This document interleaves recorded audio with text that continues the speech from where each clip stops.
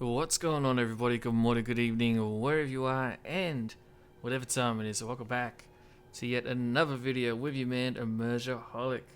Ladies and gentlemen, welcome to yet another faction overview for the divided Impera overall mod for Total War Rome 2. Today, we are finally, after many requests in the comment section, thank you all so much, checking out Baktria, the superpower of the East, one of the most unique and most powerful factions in the game, and today we are going to cover why exactly that is.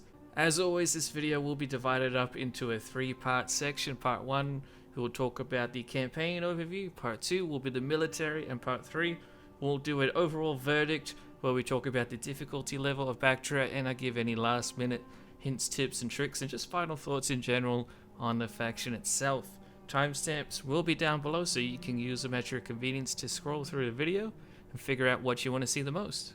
And as always, please post any suggestions you do have for future factions in the comments down below. We're now actually around the halfway mark through all of the factions. We've done the majority of the Hellenic ones, so we're kind of starting to run out of major factions to review.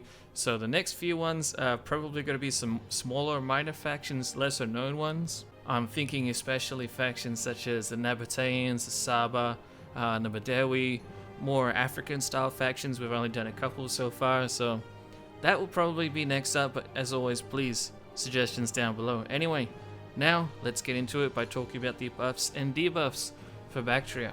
So, Baktria is part of the Diadochi cultural group, which means that with Macedon, the Seleucids, Epirus, and Egypt, they share the following benefits. They have Alexander's legacy with a minus 20% resistance to foreign occupation. Very nice, will help you keep public order under control when you're taking over lands that don't have your culture. That would be super helpful. You then have the Successor Conflicts perk, which gives plus 10 morale for all units during battles against Hellenic factions. This would be pretty powerful because you'll be fighting a fair few Hellenic factions in the mid to late game. Early on though, you won't really be fighting too many except maybe the Seleucids, although they're more so of a mid-game faction for you, so it's more of a late-game perk that will come in and help you have more powerful armies, really, that will last for longer in combat, and that's always going to be a good thing. But now, what does Baktria itself get? Well, it gets the Hellenization buff, which increases cultural conversion. So it means all of the cities that you take over, they will convert to Greek faster, because Greek is actually your dominant culture. It's your primary culture. Interesting enough, you don't have a dual cultural system in place like the Nervii or Egypt. I wonder if that will happen one day. It will be very interesting to see, because I think it will be a nice kind of nerf, I guess you could say, to Baktria, because Baktria, as you will see as we dive into this campaign, is one of the easiest factions in Divided Impera, in my opinion, but we'll get into that a little bit more shortly.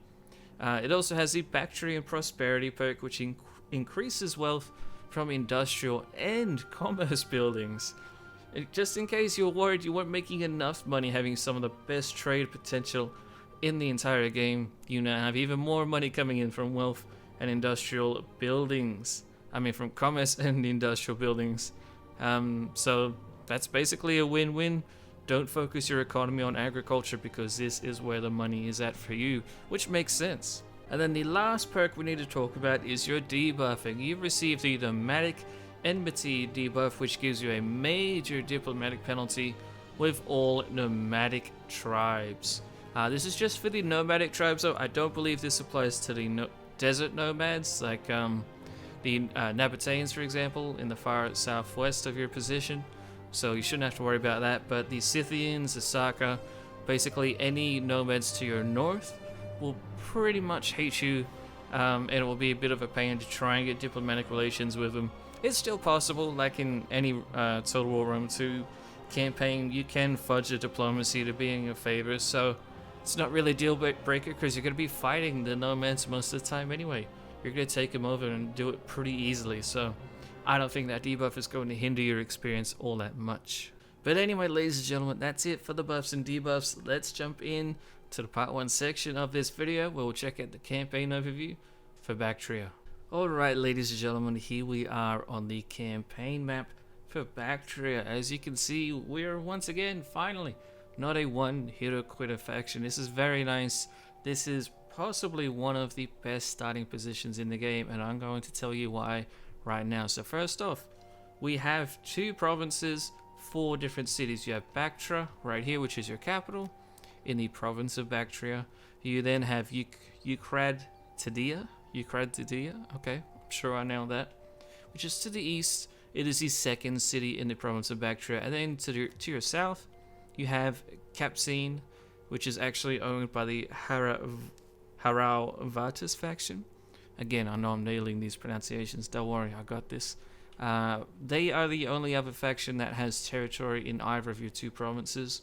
However, if we go back up to the north, you then have a single full province, Transoxiana. Yeah, there we go, Transoxiana, which is the city of Maracanda, and then Baktria to the west of that as well. That is an entire province under your command, which means you can instantly issue edicts if you so wish. It's up to you if you want to do that. You could maybe wait a little bit and take over Kapsine to the south and then use it in your home province. It's up to you, but you may as well just chuck it in and start using it now. You can always change it for no extra cost at all, really.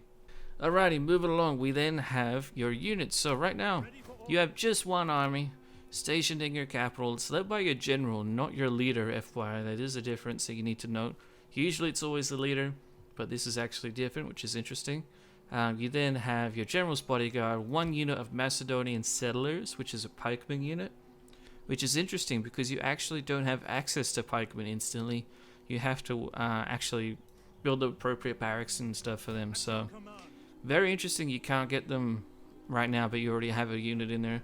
The same goes for the Greco-Bactrian Peltis. You just need to build some barracks up and get them. Very interesting again. Very good unit. Decent, but it is just 1 unit out of 4 of your starting army. And then the last one is the Bactrian Hillman. Nothing to sing home about whatsoever, although the morale is okay at 42 with this particular general. So yeah, not really all that useful. That's your starting army, pretty small. However, you then have your spy right here to the west. Okay, actually that's right, I can use these fancy markers now. We have a spy over here to your west. You have your single army, and then to your north, all the way up here at Baktria, you have a dignitary up here, or otherwise known as a governor, which is really interesting because you actually don't have the technology to recruit more. Actually, if we go here, go to recruit agent, you actually see you can't recruit another dignitary until you do a scholarship and research this technology right here. So that's very interesting. But yeah, I'm not sure if that was intended or not, but that's just how it is anyway. So that is what you are starting off with in the campaign. Before we start talking about your trade and economy, there is a couple of things to note. First off, you're obviously on the edge of the map right here. This is not just a fog of war, this is literally the end of the world as far as Total War Rome 2 is concerned. You can see if we zoom down, it's just ocean over there. So not the greatest way to end the map, but whatever. They had to do what they had to do. So that obviously gives you a massive bonus and basically positive factor because you are not going to get attacked from the east at all. There are no Mongolian spawns that come out of nowhere like they do in other Total War games or mods.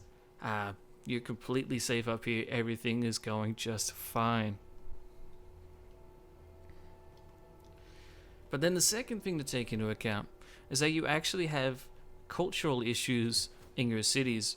On turn 1, not only do I have the minus 18 to your public order, which is actually pretty substantial, but 8 of that minus 18 comes from cultural differences. And if we go over here, you can see your core region is actually 50% Hellenic and 50% Hinduism. That's very interesting. And up to the north, let's check it out as well. It's not as bad. 40% Hellenic, 40% Persian, 20% nomadic. So you do not have the majority in any of your starting cities or regions, but not by a lot. You can get it up pretty easily, and remember, you do have that buff that gives Baktria faster cultural conversion. But just keeping in mind, especially if you're using submods like the Cultural Tensio submod, which I do recommend you use, you can really get screwed over with the cultural differences if you don't at least build one temple in one of your cities, at least one. Get that culture converted as quickly as you can. That's the one kind of weakness that your provinces have at the beginning of the game, but that's about friggin' it, because your starting position is insane. Now let's get into why. Now first off, in case you didn't notice, 3 out of your 4 cities have resources available. Baktria right here has spices available. You can see the little icon right here where I'm circling around. Spices right there, one of the best resources in the game for trade. Eucratidia, I'm gonna nail that, I swear, has gold available to them. Very powerful resource to have early on. Then up here to the north, Baktria has silk available instantly. This is all on turn 1. This is not a few turns into the campaign. You have 3 of the most powerful resources that people are interested in trading with you on turn 1. That is insane. That is massive. Not only is it good for trade, but it's good for industry as well, which you have bonuses too. For example, over here at Yuki, we're just going to call it Yuki. At Yuki, you have the gold that is part of your actual city, main city building chain. So the higher you go up, the more it gets built. However, you can then develop some land, and then you get a gold mine going. And then it's up to you. You have 3 different chains that you can take down gold mining. You can actually even get lead from this as well. So you could have another resource very very quickly, I should say, if you do want to do so. But then you also have the other chains where you can focus on basically trade, or you can focus on your own local commerce. Basically, that is very powerful. And then there's another thing that has to be noted, which is you can still get more spice, because we go up here to your other capital, Maracanda, and we look at the Agora building chain. We are looking for, where is it here? The Satrap's Residence. Let's check out this building chain now. The first building chain isn't all that amazing. It does give +2 the Persian cultural influence, so you do need to be careful about that. But the main reason that you would want to go down this building chain is because if we go to the second level, it actually begins to produce spice for you. Well, it increases the spice that you have. It says that it requires spice. I'm not entirely sure if that's true. I'm guessing it does. But the main thing is that this will increase your spice by 10 in the second level here. Oh no, well, technically in the third level, but it's the second out of this Satrap Resident building chain. And then in the final level, you have +30 spices coming in. And while it doesn't really matter how much you have in the grand scheme of things, because as long as you have a little bit of the resource, other factions will still be willing to trade with you. It is still going to be beneficial to you. The more you have of a good resource, the better. It's just a general observation that can't be mistaken.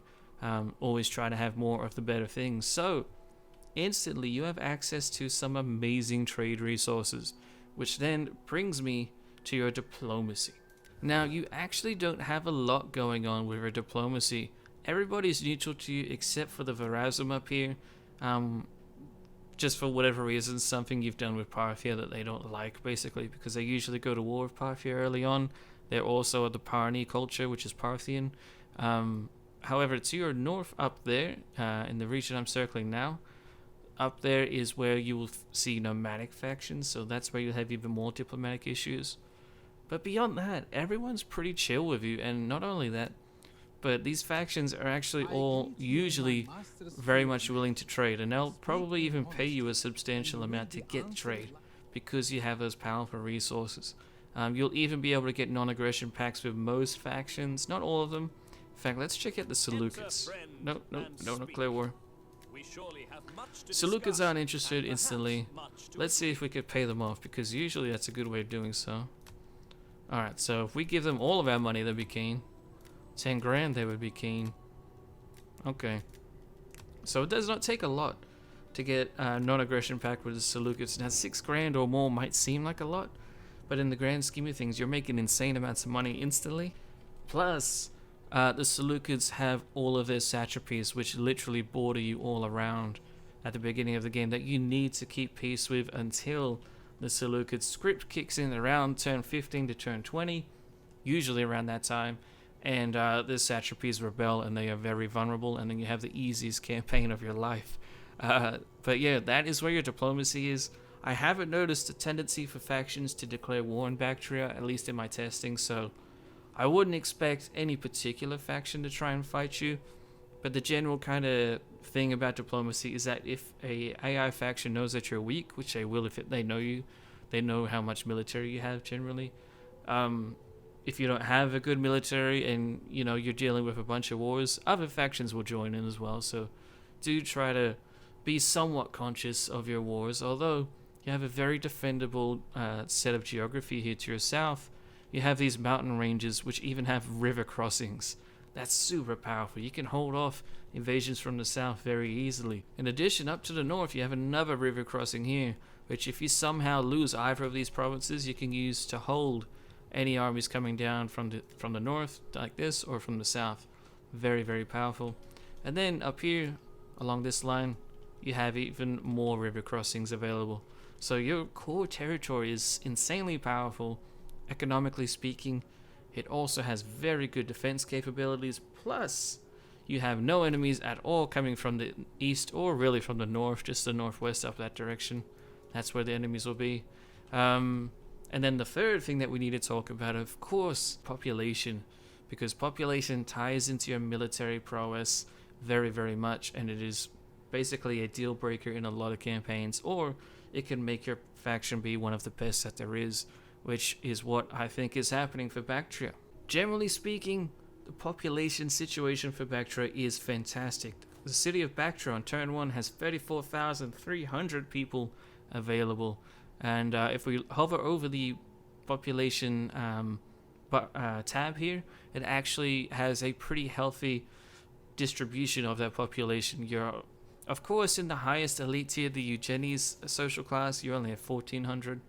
Isn't a massive amount, and you're actually losing some population here, but that can get changed very quickly if you build the right buildings and get some edicts coming in as well. So that's a little bit of a bummer that your elites are kind of limited, but you have 4 cities to get elites from. Going over to the east at Yuki, we then have another 24,000 ready to be recruited for you, 1,000 of them being just your elites as well. Up at Maracanda, 25,000 already. And we have still a good healthy distribution of the social classes.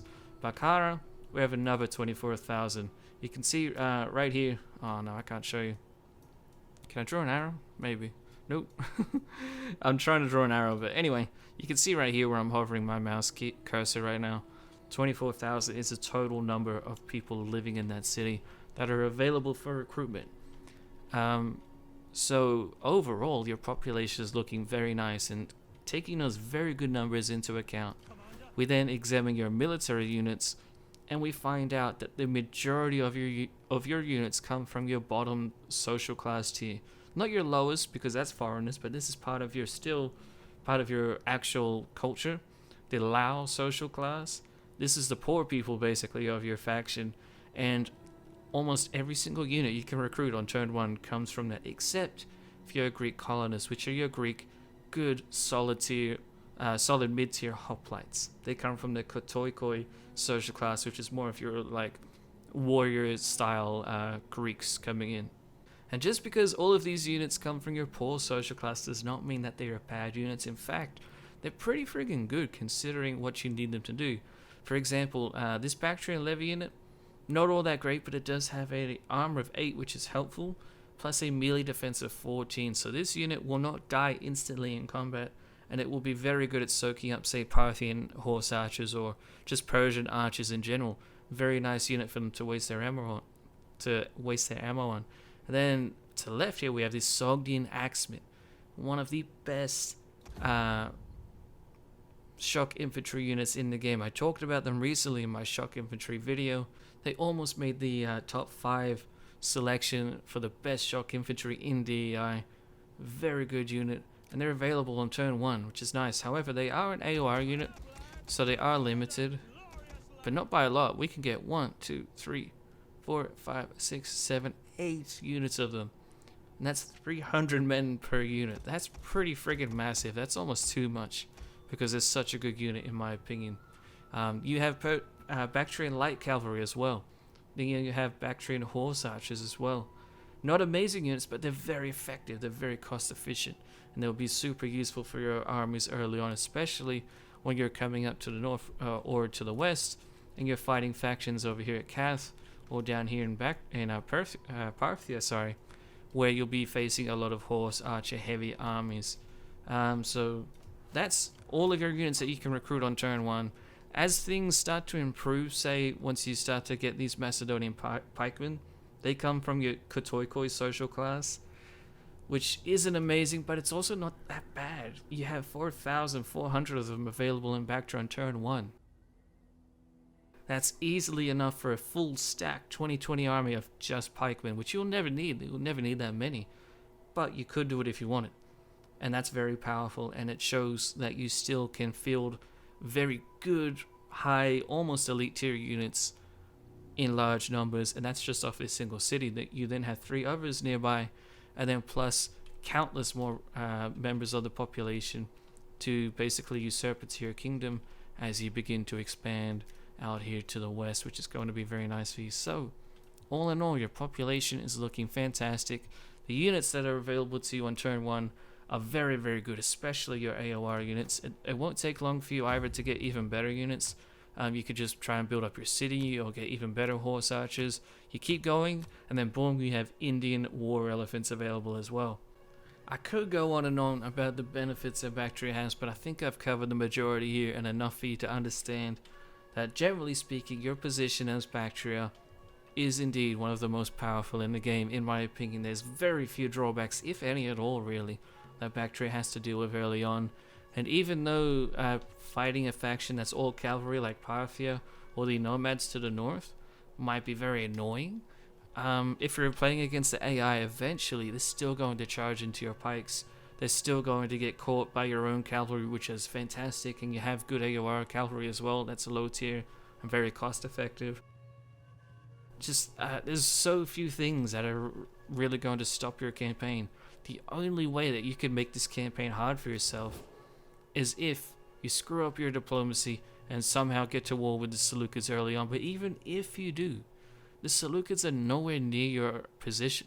Their satrapies are near you. In fact, they're all around you, so you need to worry about the satrapies. But even then, they will all have weaker armies than you. Yours will be better. Yeah, you could just get overwhelmed purely by numbers, and that's how you could technically lose a campaign. So if you want to make this challenging, declare war on the Seleucids, go all out and fight all their satrapies at once. If you want an easy, pretty much regular Bactrian campaign, wait the first 15-20 turns, satrapies rebel, you come in and mop up all of Persia and the Middle East, no problem. But anyway, that's enough of me hyping up Baktria. Now let's get into the part 2 section of this video where we'll talk about the military of Baktria. Alrighty, ladies and gentlemen, welcome to the part 2 section of this video. We'll check out the military for Baktria. Now this is a massive roster. We almost had 40 units in this army. I had to remove one because I'm using a general's bodyguard unit. But anyway, my point is that as always with the larger rosters, I'll try to just barely skim over the edges of the lower tier, less debate or discussion worthy units, and instead focus on the higher tier units. So if I skip a unit or two, please don't think I'm doing it necessarily on purpose to like belittle the roster or the work put into the roster. We just need to try and save time here because this is already a very long faction overview. But anyway, here we are with your general's bodyguard unit. One of 2 units you can get. You can get this, or you can have a hoplite Yavana guard unit. I always recommend you do cavalry. Generally, the only reason you would want a hoplite unit or any infantry general is for dealing in city defenses, or if you're wanting to be a governor, then they'll be a little bit more useful. But even then, cav is still very useful. So even though they're very good, they are only focused on shock. They are basically a cataphract unit for you, and you can tell this by their extremely low defense of 6. That's really, really low for such an elite unit. So don't let them get stuck in melee combat of any kind whatsoever. They have a very good charge of 52, attack of 15, armor of 38, which is very substantial and will help keep them alive for quite a while. which also means that they'll survive for a little bit of time against skirmisher fire. But without a shield and they're on horseback, skirmishers could definitely deal some serious damage to these guys for very little cost. So keep that in mind. But beyond that, it's just a very solid General's Bodyguard unit. But like I said, we have a massive roster here. So let's try to get through this. We have our infantry split up, by the way, just because of the map. This is the map that is literally called Baktria. I always try to choose maps that are in the home territory of the faction that I'm discussing. And in this case, this is just around Baktria itself, the capital. So this is the kind of terrain you can expect in your immediate vicinity. Very rocky, very hilly, lots of greenery, which basically interrupts long, thick battle lines such as those of pikemen. So do keep that in mind. But anyway, now let's actually get started on your spearmen first, and then we will go on to your skirmishers. Alright, starting with some of your best, we have the Macedonian settlers. Now this is a little bit interesting because it is your only pike unit that you get access to. You can of course get more through AOR mercenary units, but this is your only dedicated pikeman unit. Which means, generally speaking, the other Diadochi factions will have better pikemen than you. However, these pikemen are still great. They're really solid mid-tier pikemen. Almost high tier. In fact, you could nearly argue they're high tier, except the Seleucids have very good elite pikemen, such as the Silver Shields, that would demolish these guys in a head-on one-on-one. So, but these guys will do fantastic against the Persians, against the Parthians, anyone nearby. The only issue that you're going to have with your pikes is when you're going up against these Seleucids. And when you face their pikes, just don't go head-on against them. Drag them out with your other infantry, but yeah, I don't need to read all the stats of this unit. It's just a solid, very solid mid-tier pikeman unit. Then we jump up even further though to your other General's Bodyguard, which is the Yavanagard Hoplites. These guys are very, very powerful. They're not Spartan General's Bodyguards here, but they're not all that far away from them. Fantastic stats across the board. Worth noting that they have an armor of 38 plus a melee defense of 21. And of that, 7 is based on the shield value. So these guys will tank skirmisher fire very heavily. In my own Parthian campaign where I've been fighting these guys, the only way I can decimate them is when I have like 4 units of javelin cavalry surrounding them and hitting them from all sides. And then they will die, but it does take a lot of ammunition. So, very powerful unit. It's not terrible to use them as a General's Bodyguard, but I mean, it's up to you if you want to use an infantryman as your General's Bodyguard. But yeah, just fantastic hoplite unit. You don't have too many other hoplites, so. And in fact, this is, I believe, your only other one, is it? Yeah. The Greek colonists. You get access to these guys very early on in the campaign, though. They can form a solid battle line for you. Overall, just a fantastic mid-tier hoplite unit, very similar to the pikemen, although the pikes will be more effective probably. Generally speaking, I would always recommend you use a pikeman unit over a hoplite unit. There is some small advantages that hoplites get, such as better defense against skirmishers, which could be helpful when you're dealing with like Parthian horse archers and things like that, but at the same time, they'll take a lot more losses when they're fighting enemy infantry, and they'll often lose in situations where the pikemen won't. So maybe just use your cav to protect these guys from skirmishes. Again, I don't need to go through the stats of these guys, but one of the stats that's worth noting, well, 2 of them, is the armor 28 and a melee defense of 17. And out of that 17 melee defense, 7 is the shield value, which again is massive. That will last very long against skirmisher fire. Use these guys right here, or use these guys right here as your main battle line, pretty much always. The only time you won't want to is when you're going up against the Seleucids, and that's when you're going to want a more elusive form of composition for your army. Moving on quickly, we then have the Bactrian infantry. These guys are just barely mid-tier spear infantry. These guys can form a fairly loose main battle line for you. They're fairly mobile because they're not hoplites, they're not all that heavily armored at just 25 armor, which is still pretty respectable. Melee defense is 16 and a shield value of 6, so that does help out. They will survive for quite a while against enemy troops, but against like mid-tier sword and shock infantry counterparts, they will get annihilated. So just they can form a main battle line for you if you'd like. Just be careful in how you dedicate them or what you put them up against, really. Whereas for units such as the hoplites and the pikemen, you don't need to worry as much.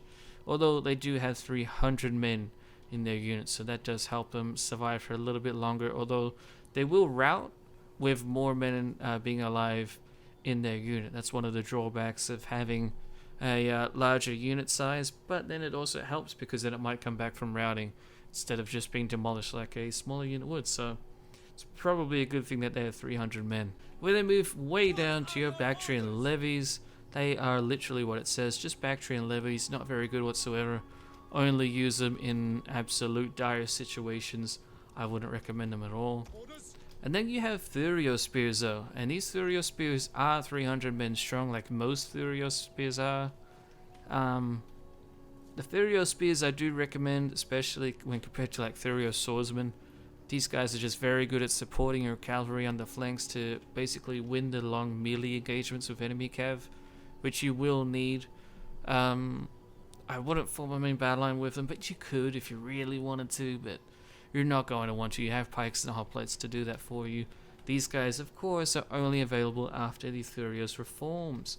So that is it for your spearmen. You have variety in that you can form different types of battle lines, more mobile ones, more heavier ones, and then more aggressive ones from the pikemen. However, you don't have all that many elites. You just have the Yavanna Guard, which are your elites. So going up against other spear-orientated factions such as the Diadochi, like the Egyptians or the Seleucids or Macedon, they will wreck you in a one-on-one with their main battle line. So do watch out for that.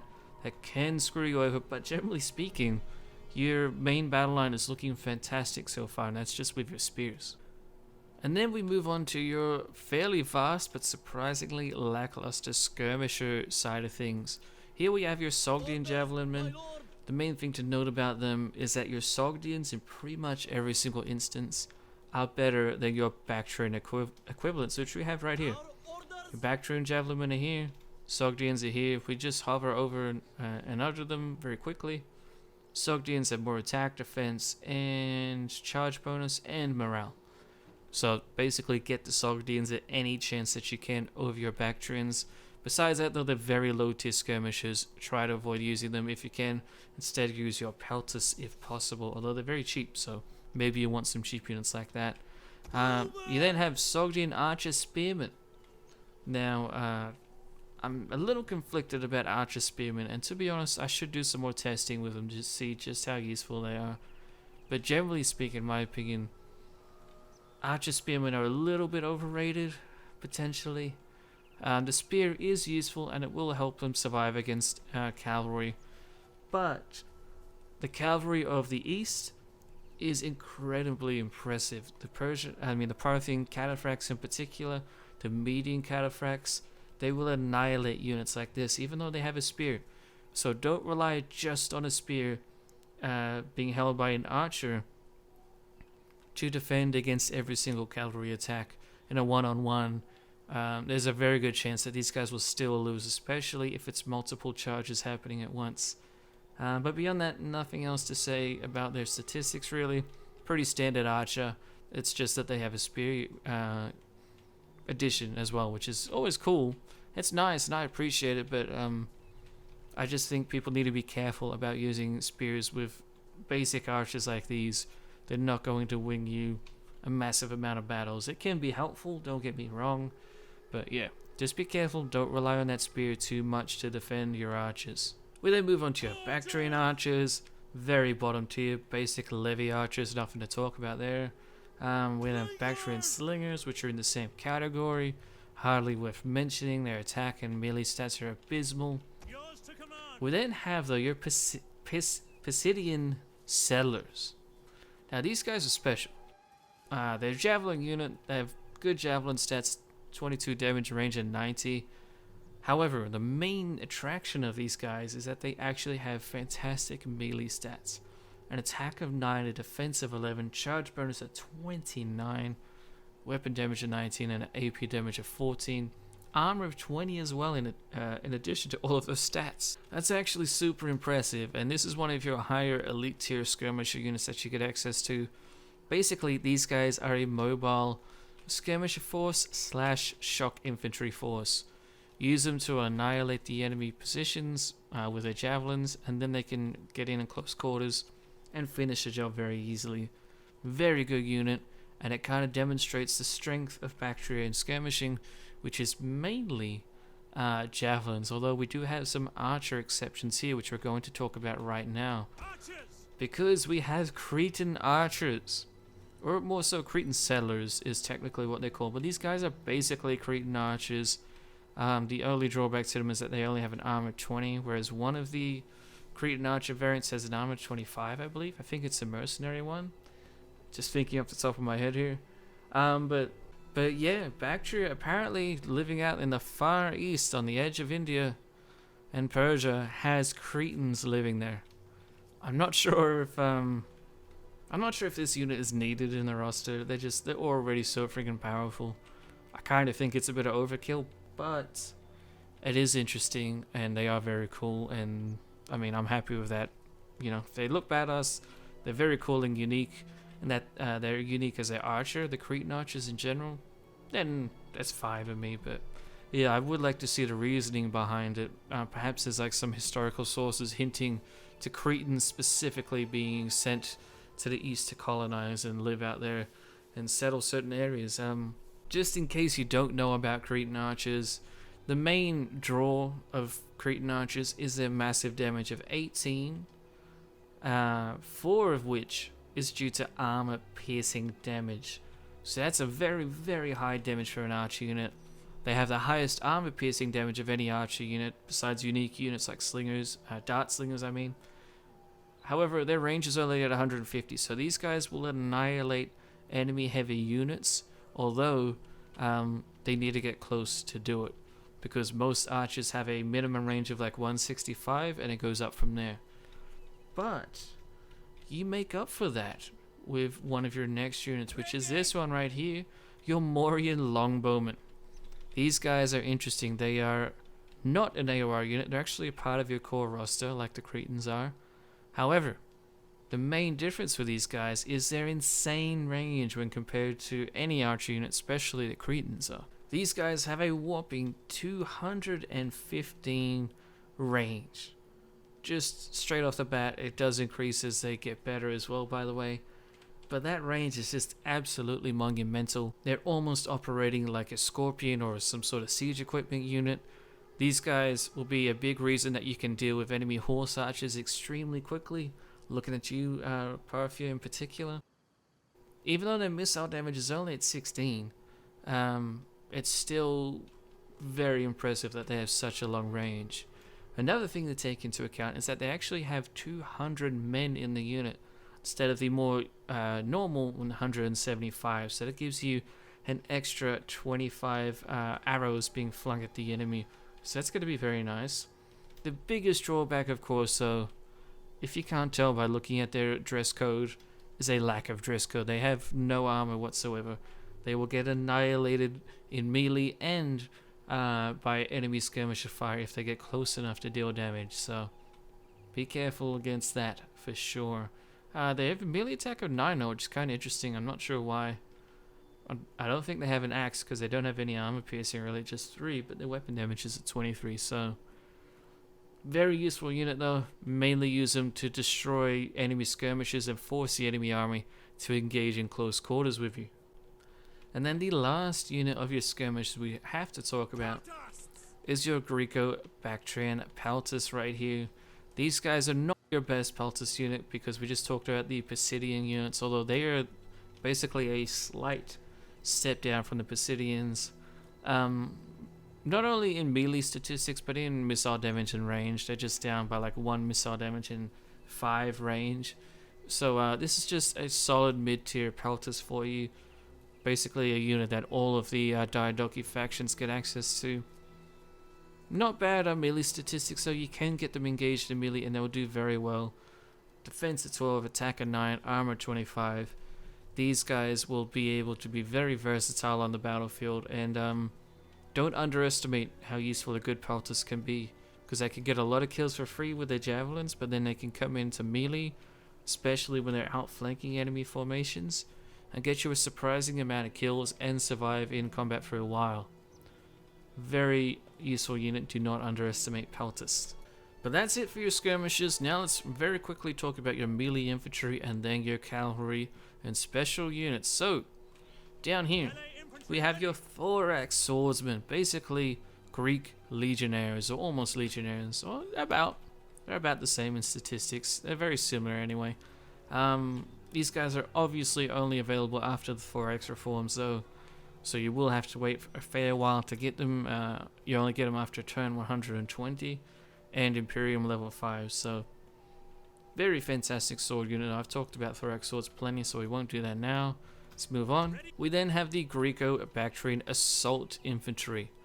Now these guys are not all that well armored, despite this dude only wearing like rags really. He actually has an armor of 15 apparently. But that's 300 men in this unit, and they're very good at being shock infantry. They have good attack of 11, melee armor piercing of 7, weapon damage at 23, so that's a total of 30 damage from their weapons, melee defense of 9 as well. So basically an excellent shock infantry unit. It's not high tier though, it's just excellent because it has very good stats for its class, and it has 300 men in the unit, which is pretty much always going to be a plus. Very nice and unique unit that the Bactrians get access to. However, speaking of elite shock infantry, we then come up to the Mauryan warrior guildsmen. Possibly, actually I wouldn't even say possibly, I would say almost definitely the single best shock infantry unit you get access to. And even though they're Indian, they're actually a part of your core roster. You can recruit them from the barracks building chain.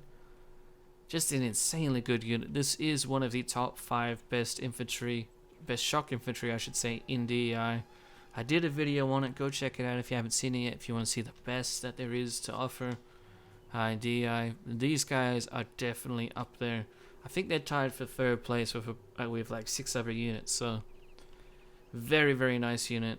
Obviously use them to focus on charging into the enemy. However, one thing I'll say now though is that they have a bonus versus elephants of 25, but only a bonus versus cav of 2, so if you want them to decimate elephants, go ahead, they will do fantastic as long as they don't get charged by the elephants. Do be careful of that, but because I've talked about them in that shock infantry video, I won't say any more. Getting to your second last infantry unit though, we then have the Bactrian hillmen, basically levies that use axes and stuff to attack the enemy, and because of that, they have a good melee armor piercing of 12, but their base weapon damages of 26. And the attack and defense stats are abysmal at 5 and 6, so basically don't use these guys if you can help it. If you do, have them recharge the enemy. And then once again, speaking of fantastic shock infantry, we then have the Sogdian Axemen, almost as good as the Mauryan Guildsmen. In fact, they're just slightly lower. The only major difference really is the armor. The Sogdians only have 10. The Mauryans have 38 armor, which is insane.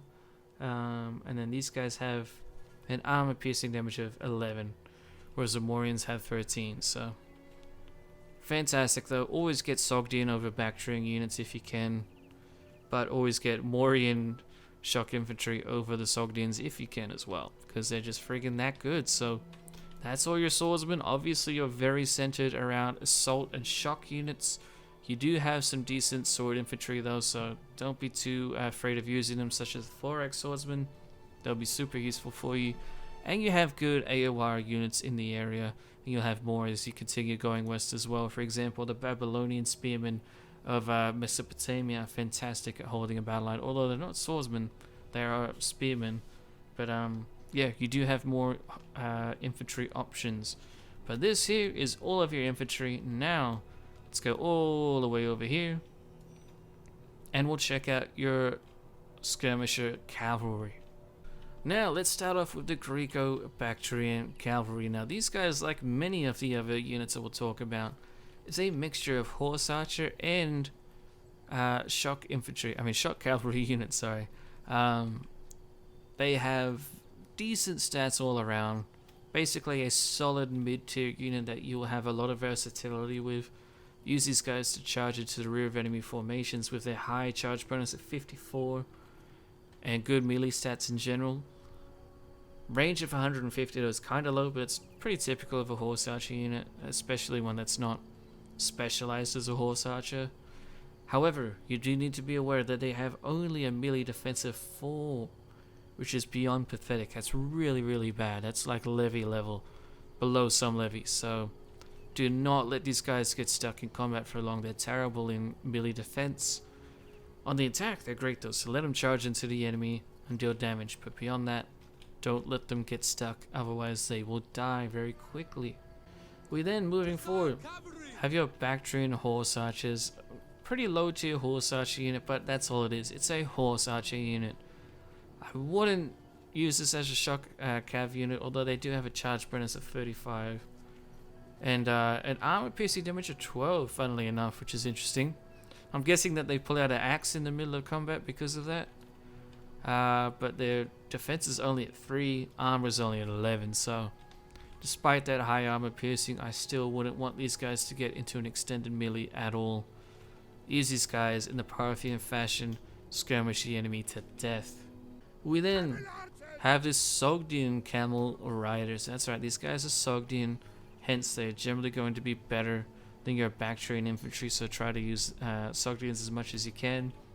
Of course, the main highlight of camels is that they scare enemy horses, and I guess, you know, it's fair enough. Look at that face, man. That's terrifying.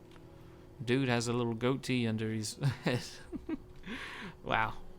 Anyway, not a bad unit at all, though. They are going to be slower than most horses generally, but their melee attack is at 13, which is pretty friggin' high, although their armor is only at 4, so even though their melee attack and defense stats are okay, I still wouldn't want these guys engaged in a long melee grind. They have a charge bonus of 40 though, so maybe use them to charge into the rear of enemy formations, but that's about it. Otherwise, just use them to help deal with enemy cavalry. They'll scare them and they'll be pretty effective in skirmishing them to death as well. Moving forward though, we then have the Greco-Bactrian late cavalry, and in case you can't tell, this is basically another horse archer unit that's also working in conjunction as a cataphract or shock cavalry unit. I wouldn't call it a cataphract unit, but it basically is. It's the Greek answer to cataphract cavalry with an armor of 41, which is pretty massive. Let's compare it very quickly to the just regular Greek Bactrian cav. Yeah, better stats across the board in every single way except for speed. The late cavalry version is going to be slower because it's heavier, and rightfully so. An armor of 41 is pretty massive. But once again, just don't let these guys get stuck in melee. They will die slowly, relatively slowly. It's kind of hard to say that because their defense is just so pathetic, but their armor is so good. So their armor will absorb damage from the enemy, but their melee defense means that they will still take a lot of damage from the enemy in melee. So yeah, I wouldn't keep them in melee combat for long at all. Just use them purely as shock cavalry or to skirmish the enemy before you charge them in and get them involved in rear charges. Their ammunition is at 15 though, so that's very substantial, and they will be able to skirmish for quite a while. One thing to note though before we keep moving on is that these more Greek orientated units are only 100 men strong. Meanwhile, your other horse archer units, the Bactrian horse archers, Sogdian camel riders, and then the Bactrian light cav that we're about to discuss, are all 120 men strong. So let's talk about the Bactrian light cavalry. Fantastic unit overall. They're very fast with a speed of over 8. However, their biggest issue is only having an armor of 4. But they have a melee attack of 8, defense of 9, charge bonus of 44, so just don't let them get hit by skirmisher fire, really. But these guys will be excellent at chasing down enemy skirmishers, or enemy light cavalry, or even enemy heavy cav. They'll be able to tie them up and slow them down, so the rest of your cav can come get involved. Speaking of other cav, let's get onto your Yavanna heroic cavalry. These guys are some of the best cav that you get access to Um, they're a javelin and horse unit, however, they're also very orientated on working as a melee cavalry unit. And what do I mean by that? They have a massive defense of 12, attack of 11, armor of 41, just fantastic stats across the board. They're only lacking in a charge. They don't have a very good charge at all. They can still do quite a bit of damage on the charge, and their javelins are very damaging at 23. But yeah, not a dedicated shot cav unit at all. So that is all of your skirmisher units for your cavalry. Now let's move on to your melee units for your cavalry. So now we come over here to the edge of the battlefield. You can see we have our elephants that we'll get to, but first off, very quickly, let's cover your shot cav. You have the Bactrian cavalry. This is basically your equites of Rome that you get access to. These guys are just very standard melee cav unit, pretty mid-tier. I wouldn't use them too much as a shot cavalry unit, although they still have a decent charge bonus of 44, which will be helpful. But they're not all that heavy, so they're not a cataphract unit by any stretch of the imagination. But they'll do excellent against charging into low-tier enemy infantry. These guys are more so suited though to taking on enemy cavalry in a melee engagement, so that's how you'll get rid of the enemy cataphract units. Then we move on to your Bactrian cataphract units. These guys are one of the best shock cavalry units you get access to. The only stat I'm really going to emphasize here though is the armor at 47, which you can see definitely shows with their uniforms that very heavy chainmails coming shining through. But again, no shield, low melee defense of just 5. So once again, I know I'm kind of getting to be a broken record here, but just don't let these guys get stuck in a melee engagement. They will do really badly and they will die over time if they are left to their own devices. However, then we upgrade from them to the Bactrian heavy cataphracts. These guys are the best of the best when it comes to your cataphracts and shock cavalry. Insanely heavy with an armor of 56, charge bonus of 59, and these guys actually have a good melee defense of 12. No shield though. At least it doesn't show one. Is it listed? No shield, but that's okay. You can let these guys get stuck in a melee engagement with other cavalry infantry, and they'll do fantastic still. Incredibly heavy.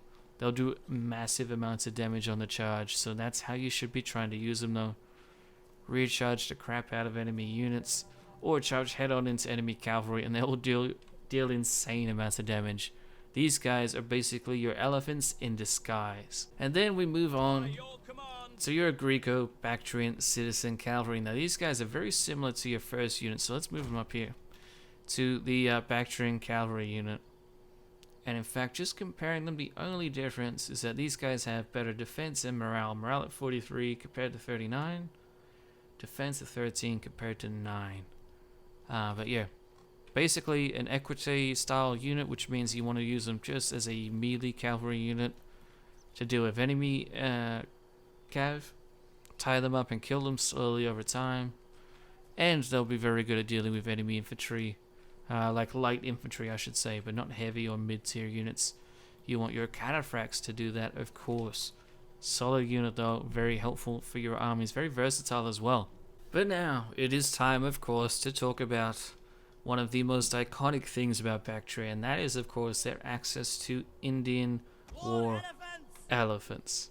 This is your first lower tier Indian elephant unit. I'm not going to read all the stats because stats are very ambiguous when examining elephants. The main thing you want in an elephant is good armor and massive size. These guys are fairly big, but they're not the biggest. I believe the Syrians are the biggest, but I need to do some testing on that, so don't quote me directly on that, just reference me loosely. But the main issue with these guys is that they don't really have any armor. They only have an armor of 4, so that's quite low. But then you have a lot of elephants in the single unit, so that is helpful. 1, 2, 3, 4. Okay, so this is 18 elephants, because you have 36 men. That's 2 men per elephant. You cut that in half, and then that turns into 18 elephants total, which is a pretty good amount. But then from these guys, we upgrade quite a bit to the Indian armored elephants. And even though these guys look like they have massive amounts of armor, they only have an armor of 10 compared to 4 of these last guys. Same amount of elephants though. And comparing stat-wise, statistically they're just a few better in basically almost every category compared to the lower tier elephants. But the main highlight is that not only do they look amazing with that armor, like wow, how does that even stay on there, bro? Did they literally bolt that into the head? But the really cool thing about them is that they have some good armor, and they have some archers on the back though. These guys have very long range elephants of a range of 180. That is really, really impressive. That's pretty freaking massive for an Indian archer unit. So if you really like, you could try to use these guys to snipe enemy positions before you send them charging in and dealing massive amounts of damage to the enemy battle lines. But as always, elephants are basically the tanks of the ancient world. Use these in battles. You should only need 1 per army, but having 2 is a good way to guarantee you victory no matter what. 1 unit of elephants should give you victory, but 2 units of elephants is almost always a guarantee of victory. And you can see why. They just look so majestic. They're very, very cool. Super powerful. However, in my opinion, I prefer the Syrian elephants that you get literally from Syria or Palmyra as well. So if you expand that far west, try to recruit the Syrian elephants and let me know how you go in comparing them. But ladies and gentlemen, that is it for your roster of the Bactrians. It's a massive roster. I tried to cover it as quick as I could. Hopefully this overview did not turn out to be too long. But now let's get into the part 3 section of this video where we talk about the verdict of Baktria. Alrighty, ladies and gentlemen, this will be a short verdict, but before we jump into it, I will just say very quickly the reforms for the Bactrians. First off, they have the Furios reforms like all other Greeks at the Imperium level 3 minimum requirement, plus they have to wait a minimum of 50 turns into their campaign to receive those reforms. Then you have the 4x reforms, which comes from the Imperium level 5, which requires 120 units to pass. At least at the time of this video being recorded, that's what it is. It might change in the future. Reforms are sometimes being discussed and debated on the DEI forums and Discord, so who knows what's going to happen in the future with it. But that is it for now. Now, I don't really have a lot of tips to say today that I haven't already said, so I'm just going to cover a few points very quickly, and then we'll talk about the difficulty rating overall, which I think you guys can probably guess. But anyway, let's jump right into it. So just to reiterate, you have a very, very powerful position on the map because you're one of the few factions you can play as that is actually quite literally on the edge of the world, at least a playable world in the game. If this were real life, then you'd be in a very dangerous position geographically, actually, due to nomads coming in from the northeast and the northwest, and then the Indians in the southeast, Greeks and Persians in the west. But in Rome 2, because the map is restricted, and it probably won't ever change for Rome 2, that is how your position is early on. You're very protected from about half of your borders.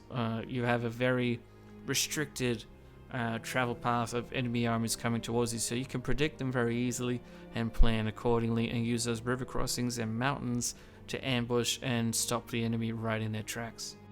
Second point to discuss is that your neighbors all around you are very weak militarily.